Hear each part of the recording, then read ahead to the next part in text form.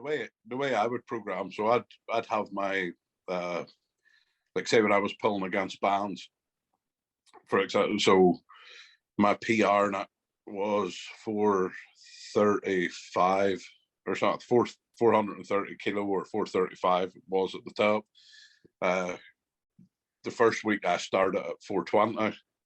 The second week I went 440 or 445 actually. It was a 10 kilo PR, and then the third week I went ended up at the top being 470 because it was quadrupled over black bands and a wee short platform, and 350. It was 120 a band tension, 60 each band at the top, and 350 a bar weight.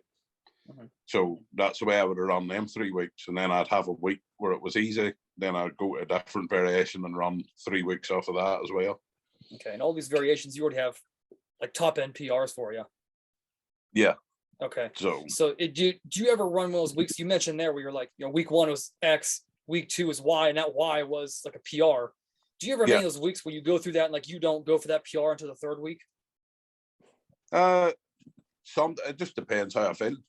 But usually like on the first week of doing reverse bands, or not reverse bands over the bar, I had to look back my phone to try and figure out what my PR was, the PR I had done.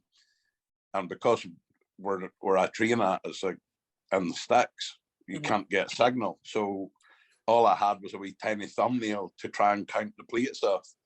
So the first week was meant to be a lighter week, but my first week was about 5 kilo off my PR or something. Oh. Because I was like, when I pulled it, I was like, holy fuck. I was like, I'll do this pull and one more. And when I pulled, I was like, holy fuck, that's heavy for like week 1. Right. And then when I got home and got like obviously onto the internet, I had better signal, I was like, man, I'm like 5 or 10 kilo off what my PR was in week 1. So obviously week 2 I had to follow it up with a PR, and week 3 finished it with like where I was able to end up at. It just happened to be that week 3 I was pretty much like on really good form.